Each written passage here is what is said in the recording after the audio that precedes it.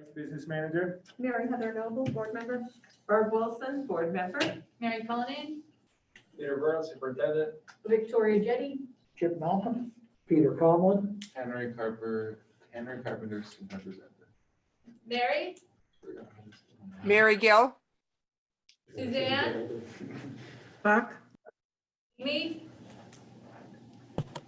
Amy McGlashan. And Lorraine. Lorraine Morse. Thank you all very much.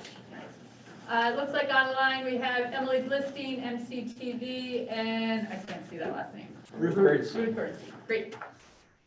At this time, we would like to provide the opportunity for public comment.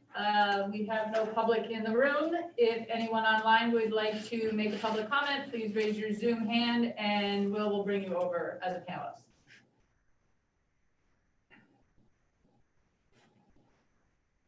Great. At this point then, let's move on to the minutes.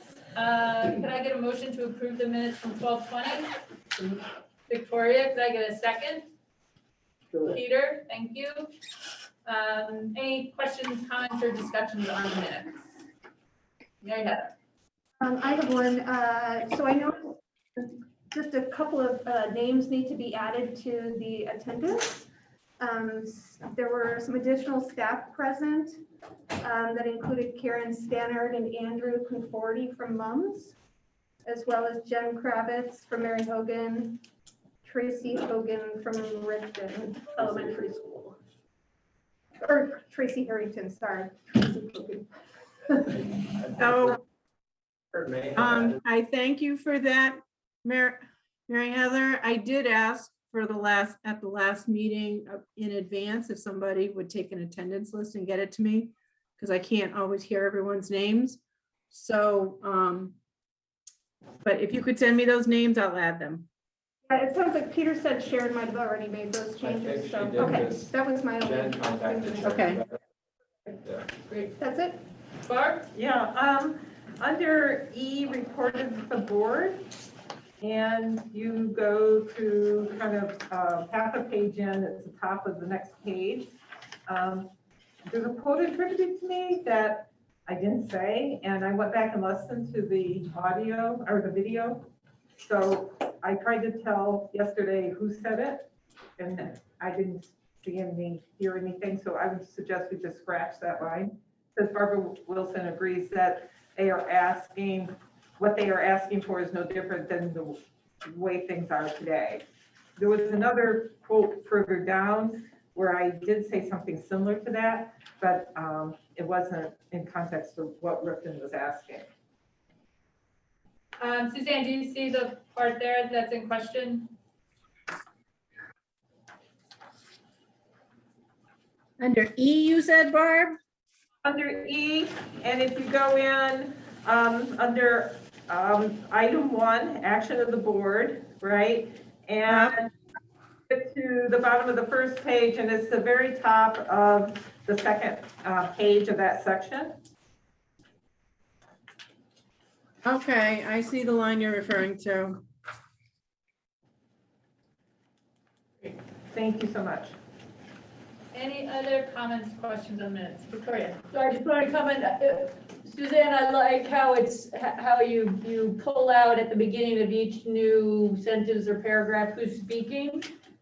And then the answer is sort of embedded in that. That really works well. And I feel like it portrays the flow of the meeting really accurately. So thank you. Welcome, I'm trying. Thank you. good job. Any other comments or questions? Great, all those in favor, please say aye. Aye. Any opposed? Great, so moved. And that was with the change, right? Yes, with the change. Yeah, thank you. And Suzanne, could you also add Jen Newceder to the attendee list for tonight? Yep. Thank you. But mark her tardy. Sorry, I don't have that option. Tough crowd. Yeah, it's happening tonight. And with that, we will turn it over to Jim. Bills were read today by myself and Victoria. It was just one set of bills. There's a payroll warrant for net pay of $860,000 $26.22. There's a McGilton fund paid out for $335. And there's a general fund of $119,287.60. There are no questions on the bills, and I make a motion that we approve them. Can I get a second? Victoria, any questions or comments? All those in favor? Aye. Aye. Any opposed? So moved. With that, over to Peter. Great, thank you. So tonight we're presenting the second draft of the budget. Logan has worked and gotten more detail, so he'll be carrying the lion's share of the presentation. We'll go into a little bit more detail on cost centers at schools. We're going to start out by talking about the budget summary. There were some changes to that as we continue to develop the budget during the draft process. Down from 5.6 to 5.2%, so that's a positive.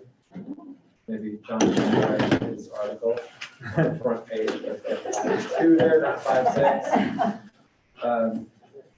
So I'll let Logan kind of kick it off here, and I'll probably be chiming in as we go along to just kind of provide some more understanding of where things are. And we feel like in terms of our timeline and process, this is our second shot at looking at the budget. We feel like by next week, barring something unforeseen, we'll be in a good place to present something finalized. Great. Yeah, if you wouldn't mind pulling up the PowerPoint, which did get posted to board pack, is my understanding. Yeah. And I have some hard copies if anyone wants one. I'd love one, actually. Full of flexibility. Choose your own adventure. So color? No, that's okay. Black and white's good. Anyone else?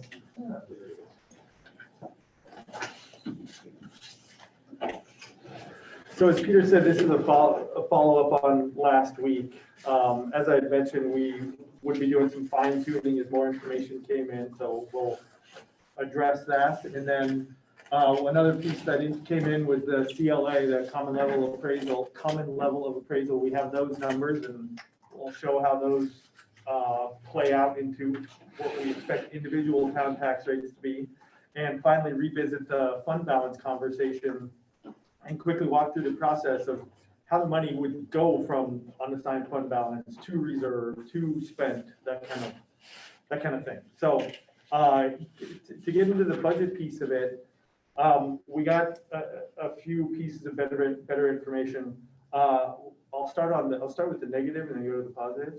I shouldn't say negative, but as far as on the increased spending perspective, I got some help from the assistant business manager, Kathy Roberts, looking with more of a fine-tooth comb at special ed costs and factored in some additional estimated special ed costs based on specific student need. She really did some very close pinpointing of that stuff. So some additional special ed costs. We got the final early ed grant numbers, which increased, so some additional revenue there. So I plugged that in. Also on the positive, you may remember the last time I presented, we had tentatively factored in a 10% increase to health insurance costs. And more accurately, we feel much better about, based on looking at history, that'll be a 5% increase. The last 2 years anyways, what was anticipated, what had been kind of brought to the table as far as, and I'm not thinking of the right language here, but what they thought the increase was going to be and then had to wait to see if it was going to stick kind of thing, that exact number stuck, if you will. 2 years ago it was maybe 12%. It's been like, I think 10%, 12%, 10%, or 10%, 12%. Yeah. So this year the projection is 5%. Right. So we said, all right, well, based on some deeper digging and some more clarity on not just, well, estimate 10%, and then we'll go from there. Well, we feel much better about that. So we factored in, we adjusted the anticipated healthcare increase as well. So that as Peter mentioned, oh, I hit space bar, it didn't do it for me. Good thing he's here. Oh, great. Well, there.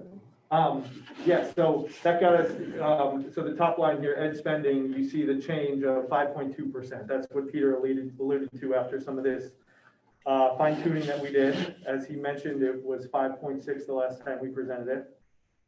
Equalized pupils is the same as we showed you last time. As a quick refresher, it's pretty obvious there, but you take ed spending divided by equalized pupils to get your education spending per equalized pupil. Currently stands at 6.7%. Last time that was 7.2%. I actually didn't write that down, but I think it was 7.2% when I presented this a couple weeks ago. And did we realize all those gains in the healthcare, or did we lose any of it to anything that went up after this round? So the one thing, the major thing that went up was the special ed cost, was the Right, additional other special than ed that cost. one, everything else Right, stays pretty much the same. Okay, yeah, good. exactly right, thank Sure. you. Thank you. Okay, so the, I don't think I mentioned this, so what we wanted to do, Peter brought this up after we met last time, is to more specifically highlight the breakdown of that 5.2%. Peter Conlon asked the question of, hey, kind of what's that made up of? Which was, and yeah, feel free to show it up here. I mentioned the wage and benefit increase. I mentioned the new positions. I mentioned the escalating transportation contract. I give credit to Peter Burrows for bringing this up, that it has to be an important piece of that increase is the fact that we used 550,000 of fund balance the previous year. Basically, that gets removed this year, and it looks like our expenses are a lot higher, but it's because we used 550 grand of our money last time to kind of, if you will, artificially reduce expenses last time. Stop me if it didn't sound like I said that right, but so. And that's the, you know, as we talked about last year when we decided to move forward, to come under the threshold, we knew that we'd be setting ourselves up to make that up. And, you know, if you do that, we can do that again this year, we can do that again next year. That delta between what your costs are increasing at 3%, 4%, and the, you know, as you can see here, 1.4, multiply that by a few years, and you're in a place where you can't stretch that far. And it explains why a 50% decrease in your healthcare costs did not have more of a material difference. Right. 50% decrease in the increase. In the Right, increase, right, yeah. that's a. That would That's be a very awesome. good- That would be That's a awesome. very good way of clarification, Jeff, yeah. That's some optimism, Mary. Yes. Yeah, right, yeah. So Lot of just- help you. So I just am adding in the fourth piece of the puzzle, the fourth big component of how we got to the increase. So I think an important story to tell here is ed spending up 5.2%, but if it weren't for that money of ours that we used last year, ed spending really increased 5.2% minus 1.4%, 3.8% is, I think, a more accurate indication of how much spending went up. Okay? Okay. So next we'll get to the CLA numbers. So the third column there is each town's common level of appraisal. We just got that last week. So I'll back up. The first row is each of the towns. The second column, excuse me, is the tax rate as it stands now, which is the same that we came last time with as far as a estimated tax rate. So you take that tax rate and divide it by the common level of appraisal, and that's how you get to the town tax rate. Not surprisingly, the CLA is under 100%. I think that's pretty standard for most towns. The idea is property values going up, lagging appraised values of those properties leads to a less than 100% CLA. If the CLA is less than 100%, the town's tax rate is going to be more than the district tax rate. So you can see on the town tax rate line, all those numbers are above $1.56. The final column is the change in the town tax rate from the previous year. So I'll take Bridgeport off the top as an example. Bridport's town tax rate currently, if you will, is $1.79. So it's 7 cents, it's anticipated to be 7 cents less next year. So these came out, these are new. The CLA, Yeah, the CLA just came out last week. okay, great. Logan? So I know the CLA is based on the grand lists. Does that change ever? Because I know the grand lists are not due to be finalized until January 15th. I don't know.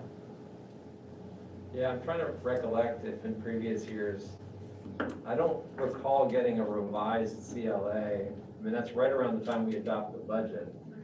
And we've used, when we get the CLA numbers, we've used them.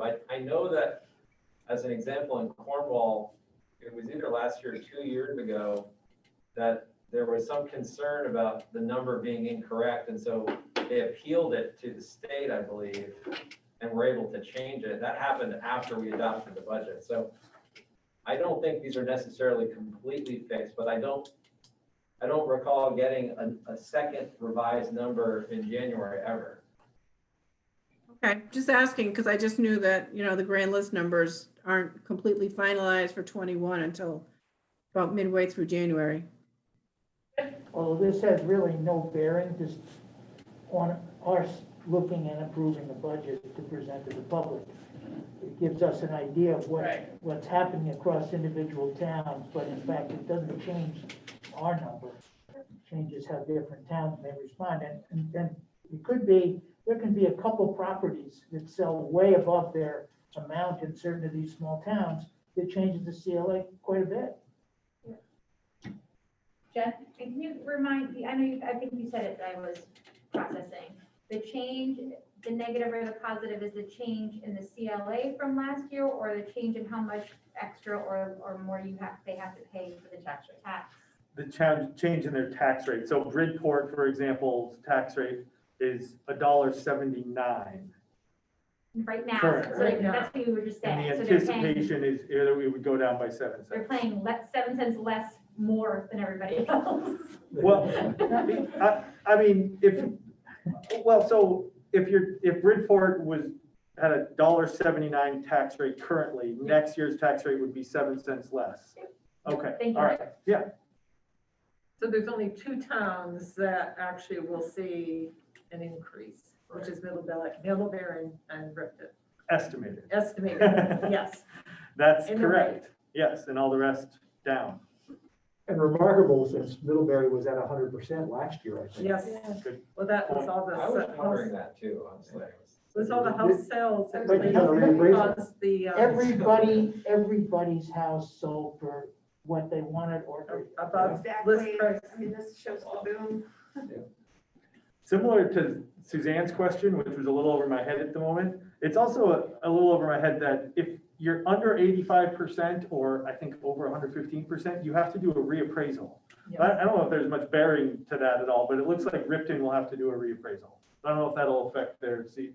I don't know how that plays out, but It takes years to do Something- that. something I came It's not gonna happen across. between now and. So Yeah. Logan, that's by statute that you have to reassess. And I'll tell you right now, Bridport is heading into the reassessment.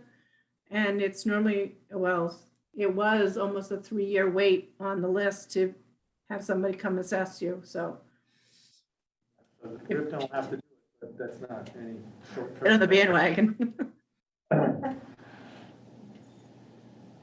Okay, unless there's anything else? We'll also, if there are any changes, the real impact for us in terms of this presentation is annual meeting time in February. Right. Right before town meeting. So if there are changes, we will update, all this and update our budget, but everything else. And Suzanne, I wrote down your question, so if I find out anything else, I'll certainly reach out to you. All right. So if there's nothing else, next thing is fund balance. This is the same slide from last presentation. I wanted to remind everyone of the amount of unassigned fund balance that exists. Also, I think it's worth a reminder of that there are reserves that exist. There's a roughly comparable amount in the ed reserve and a couple $100,000 in the capital reserve and the HRA reserve as well. And the final reminder is the presentation that Bruce gave last time about the high school kitchen remodel as a possible idea for what to do with the fund balance. So this leads me to the point I said I was going to bring up about the process. So currently this 2.3 million sits in unassigned fund balance. A warning has to, a warning on the ballot, if approved, moves the money from the unassigned fund balance to, in this case, possibly a reserve account. And then once the money's in a reserve account, then the school board would take action to allow the money to leave that reserve account and get spent on a project, for example. It came up a little bit last time, so that's kind of what it would look like. So as far as a warning, feel free to go to the next slide. I threw this together. This is what the warning possibly could look like. I don't have to read it for you, but this is that if the voters approve it, if the board says, okay, if the voters approve it, this is how the money would get moved to the capital reserve in our suggestion. Lindsay has got her hand up. Okay. I think she's. You know, we're not ready to make those decisions. No. However, we ask that alternatives and priorities be addressed so that we could decide how we dealt with this money at some point. And the kitchen, obviously, because of its rather extreme amount, obviously, and the age and all of the facts that it has to be done, this fit pretty well with this whole scenario.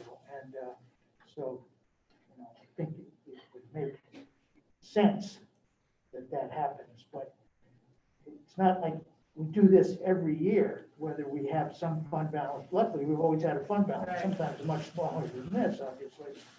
But we usually then have a priority, and it's usually capital expenses that we put it into.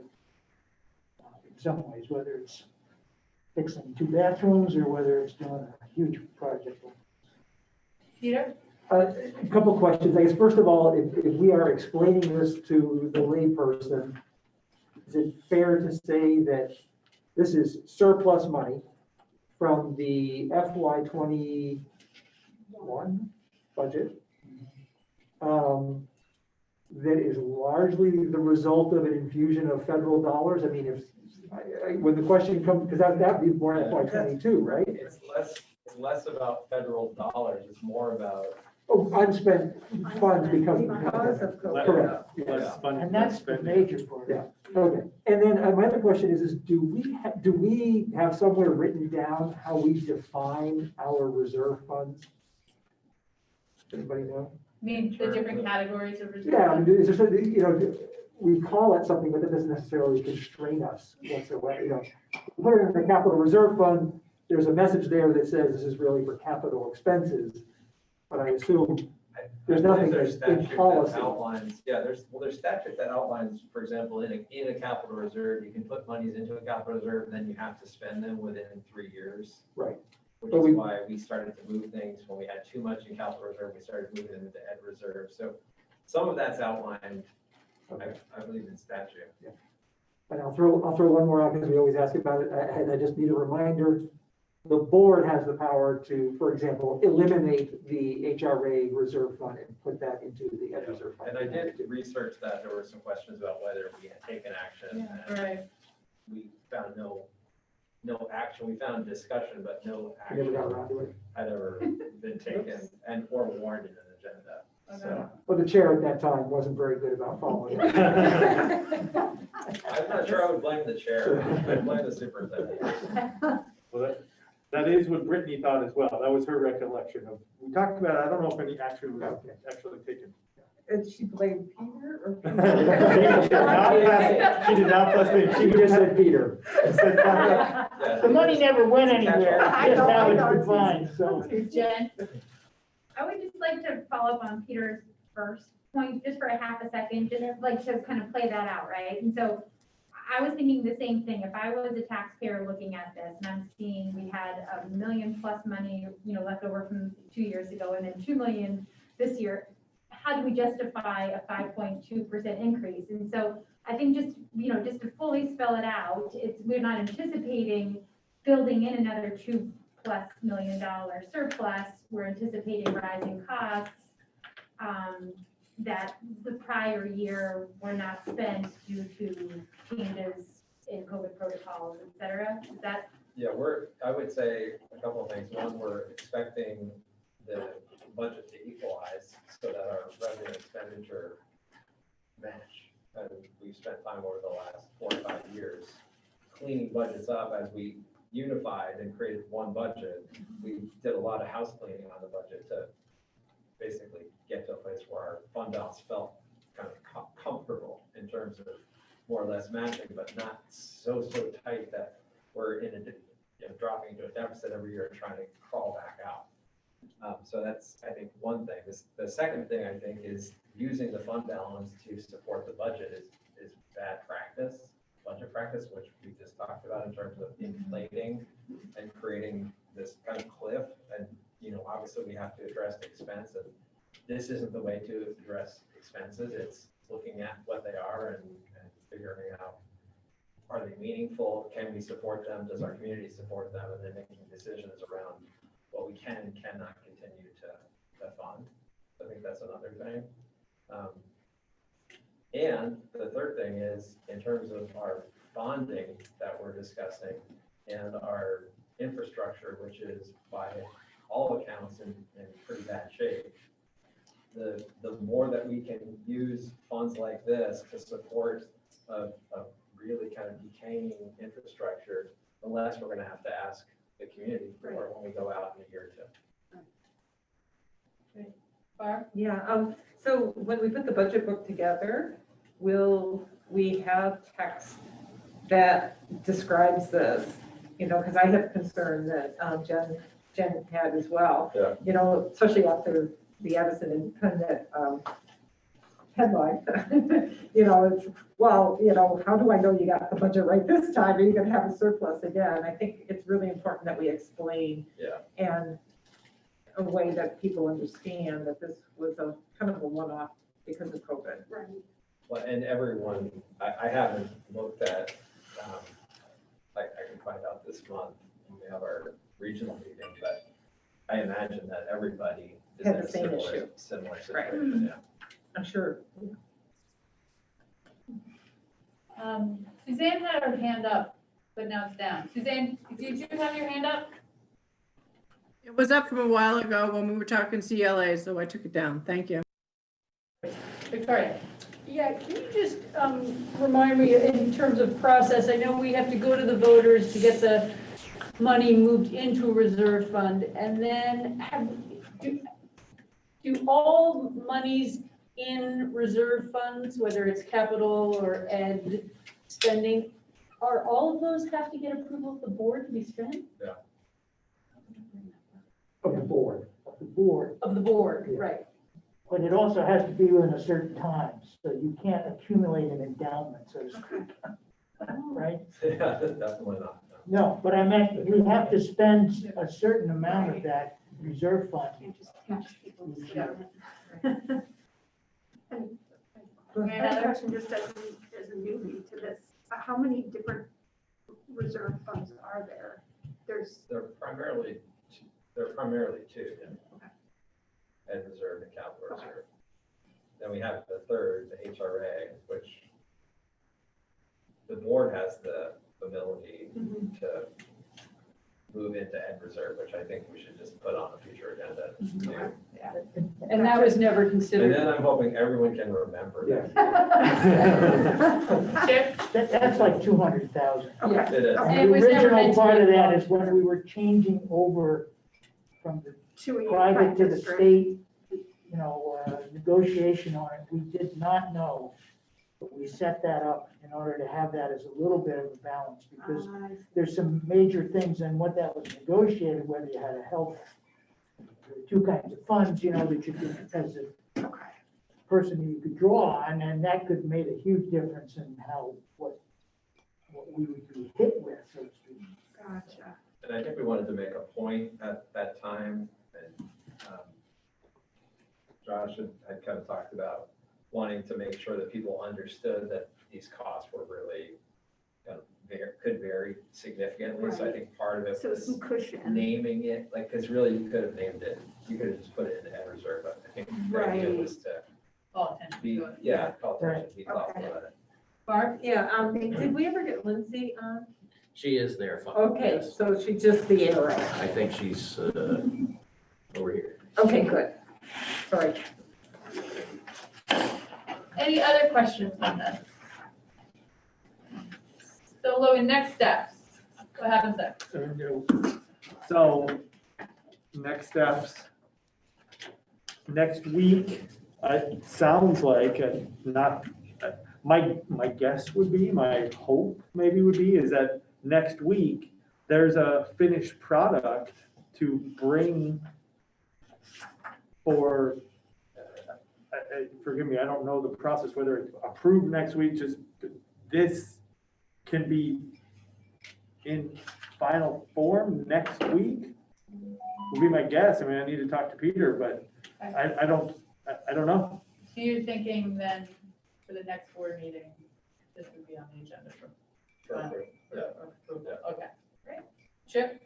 So in this week, what happens? What are the uncertainties relative to? We're not currently waiting on any new information at this point, so it's more finishing. We've been drafting the budget book. You see a bunch of the budget book information Right. in today's board pack. So it's finalizing that document. Historically, over the last probably 2 years, maybe 3, that's come out around the early February, mid-February. We're working to try to get that done now so that you can see at least a draft kind of finished product of that budget book with some of the narrative, et cetera.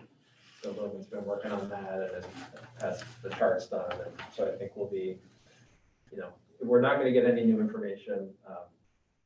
We'll take some time this week to just kind of review everything and make sure nothing has changed and, feel confident that we're in a good place. And then I think we're feeling like we'll be ready to present some warnings to you and some further information and go from there. Photoshop the board photo.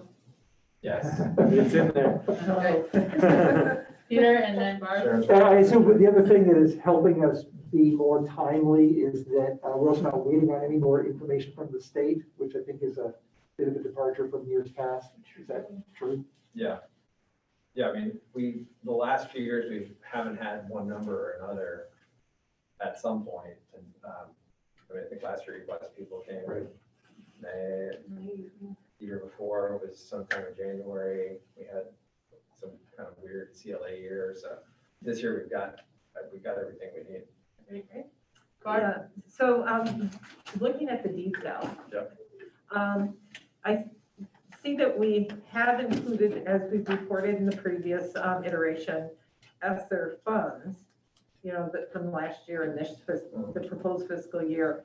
I'm wondering if it would be good for us to, in the text at least, underneath the tables, to highlight what positions are temporary positions, right?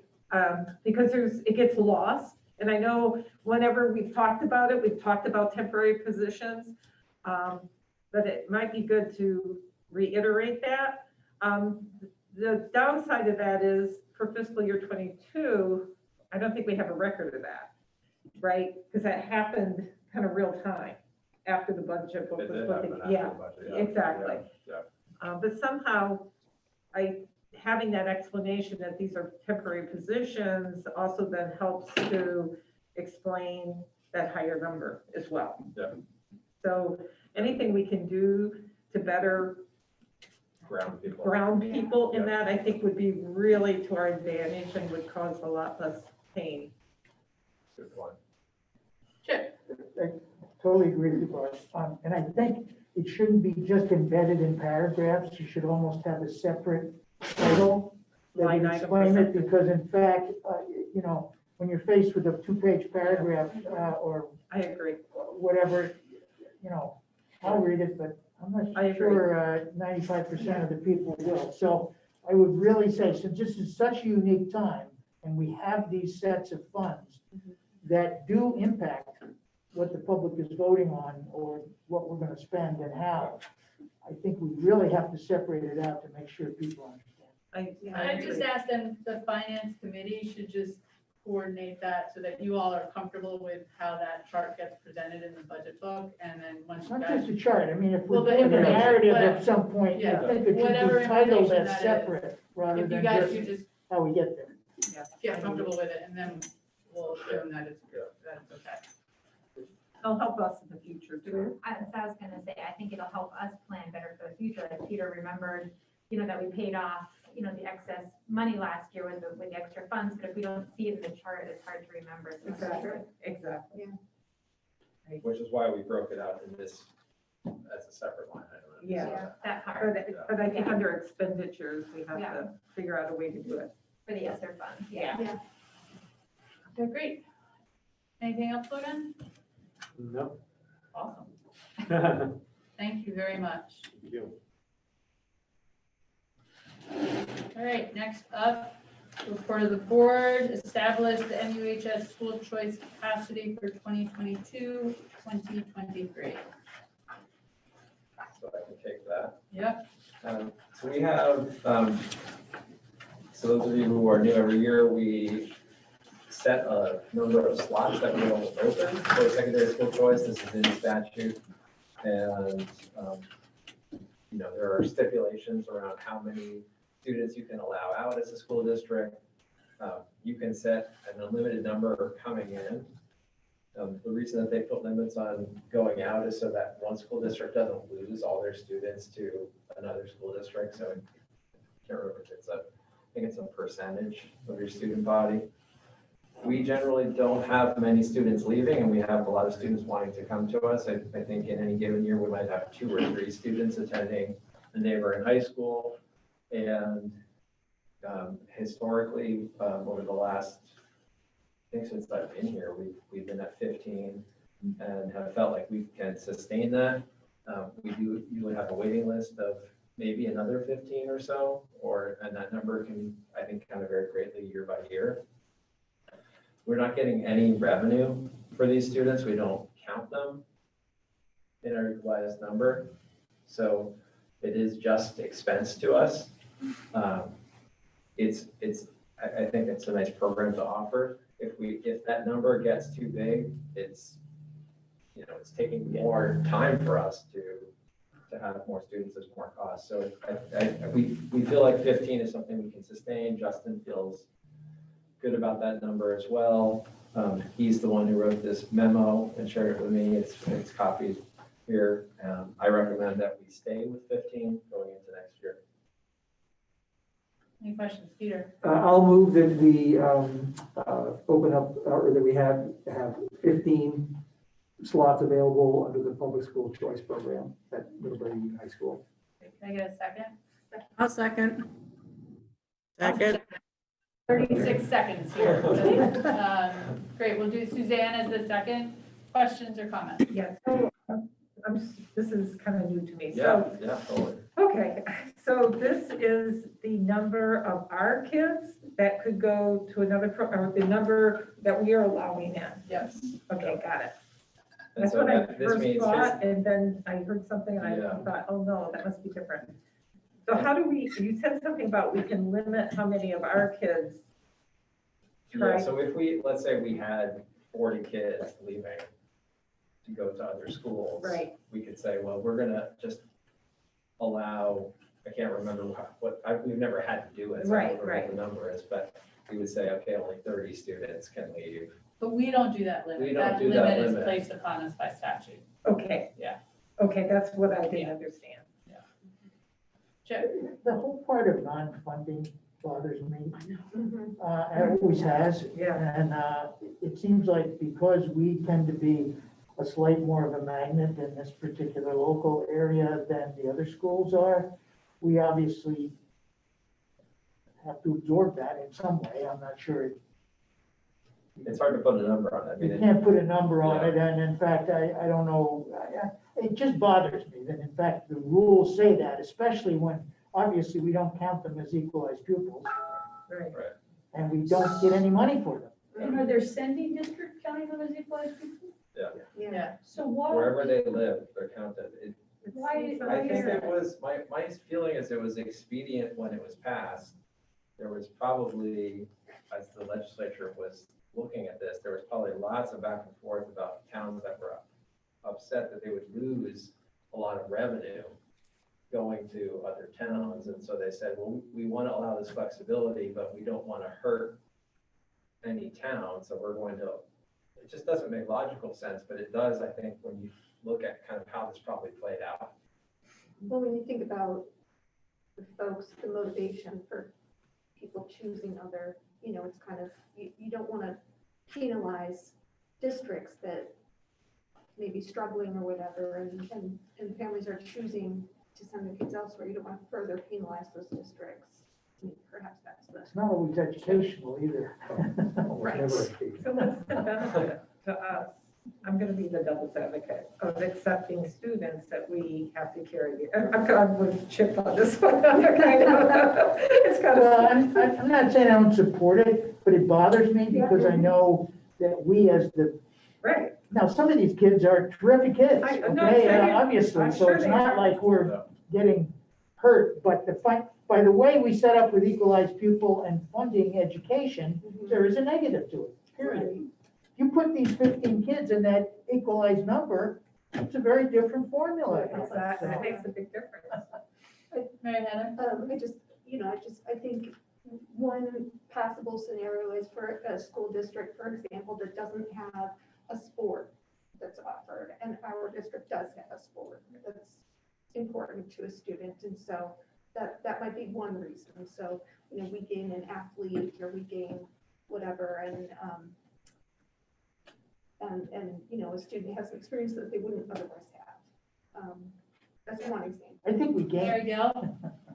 Yeah, I have a question about the selection process. So when a student requests to be, to come to our school, does the principal or Peter, do you have any say in, selecting them? So it's a lottery system, and Okay. if you're in, then you stay in, and then slots open, and then if there's a lottery for those number of slots that open. Okay. So if a student wants to come for a particular program that's not available in their school, they don't have a priority over anybody else in the lottery? No. And just to clarify, it's 15 total. Right. So slots don't Across- open up across until, all grades. across all grades. So Yeah. slots don't open up until a student graduates or chooses to go back to their own sentence, their own. Yeah. Yeah.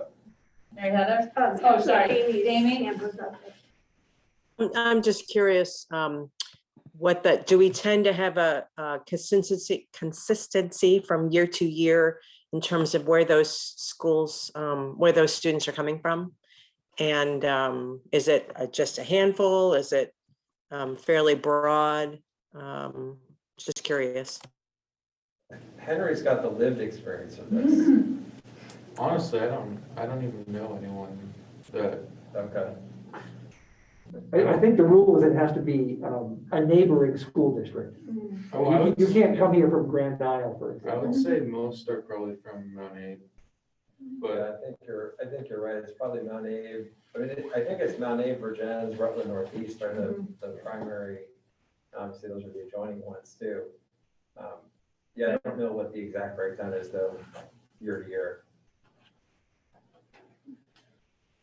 Jen, and then Mary Heather. I have two quick policy questions. One, does it have to be a lottery, or could we change a policy for a selection process? I don't remember anything in statute that states exactly how that happens. I think we've done a lottery because when you start opening that can of worms, it's a really tough. It's tough to like have just a kind of like either if it was merit based or, then it starts to an equity issue of like, Exactly. Yeah.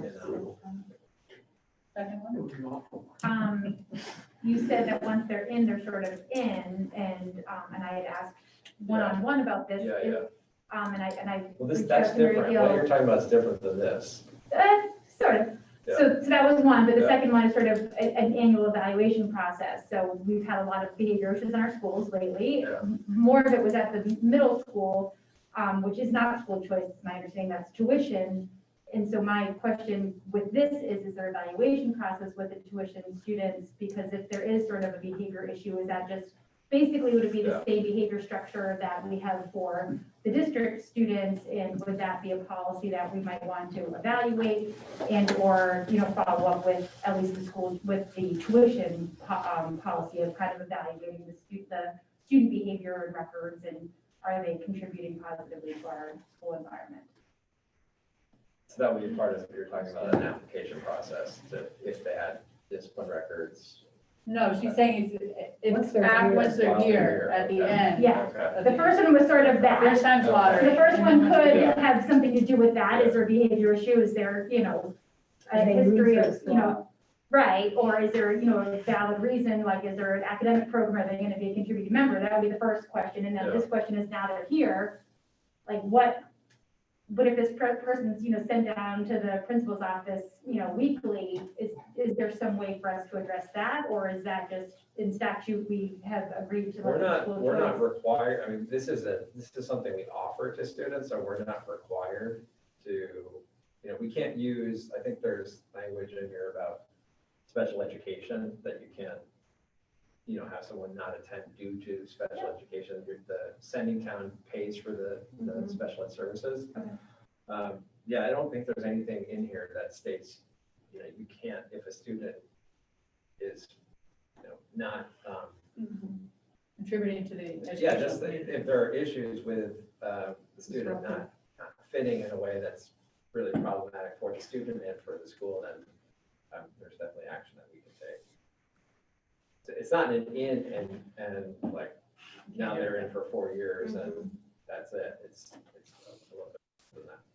Chip? Wasn't there an issue on siblings also? Yeah, that was my question. I wondered about siblings and how that. Yeah, I think that's more of our practice. I don't believe that that's in the statute in terms of siblings, but I think there may be a priority But given if to it's more, if siblings. it's more of our practice and it's done by a lottery, then many times it won't work. The lottery, you mean? Well, for the family who's sending their 3 children here. Yeah, I feel like I had a conversation with Justin about this last year, and I feel like there was a family that one student got in and one student did not get in the same family. So as I reflect on it, I think it's pure lottery. But I can ask Justin and get back to you all. I did do a query last year. I think we were talking about this maybe 2 years ago. There were people that came to the board and asked to increase the number. Right. And so I did some research with other superintendents to ask them, how many slots do you provide? And given our size, our number was very well aligned with other districts. Some were offering more. But most of I think I remember, most of the ones who were offering more weren't actually filling them. Right? A few were, and a few maybe weren't. I mean, some had unlimited because they were only getting. Yeah, Right. I didn't really Two have- little quick questions. So so if a student got the lottery their freshman year, then every year is it a lottery, or they go forward? They go forward, and then the lottery is for whatever student graduates or just decides on. So if they were a freshman this year, they don't take up the sophomore. These are 2 additional sophomore that we would allow in, or? They'll move up. You know what I'm saying? So this freshman now next year is a sophomore. Right. Does the freshman take, new sophomore take that one of the 2 slots, or these are 2 additional? You know what I'm saying? Because you have 5 At any here. one time, there are only 15 slots Okay, across, and it's not by grade, like there's only 4 at one grade, 3 at another, 2. It's across four grades. So it doesn't really matter. It doesn't really matter. Right, yeah, what the the- distribution okay. on grades doesn't Yeah. matter. Okay. Students going to that. Okay, got it. So then it could very well be if you already have 14 slots filled, you only then allow one more person in the following year. I Exactly. got it. Okay. Thank you. Yeah. Right, so we have a motion and a second to approve all, are we ready? Great, all those in favor say aye. I, Aye. Any opposed? Great, so moved. Thank you. This is a pleasure. I mean, fastest meeting ever. So much to write this down. Well, I'm sure we can come up with it's the agenda, Mary, it's the agenda that drives Haven't it. got through other yet. All right, so I don't think there's any other for others. Peter? I just, That was a presumptive close if you didn't. I got it. This is a major issue. I just want to, everybody, I'm sure was emailed from the Vermont School Boards Association Yes, I saw about that. the pupil weighting factors Yes. report, task force report, whatever. I would just recommend everybody, if you can, watch it either live or later. It's a very big issue. You know, it's going to affect our district. It's not going to, under any scenario, it's not going to affect our district in a terribly positive way. But it's important to understand it. All right. Could I ask Yes, one? Chip. Is this is our extra meeting and next week Yes. is our regular? Yeah.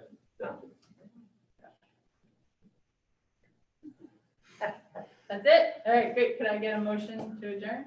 So Barb, second, great. We are adjourned at 7:24 PM. We have to come in for an extra meeting to have a short meeting. That's true. It's worth it. Yeah. Okay.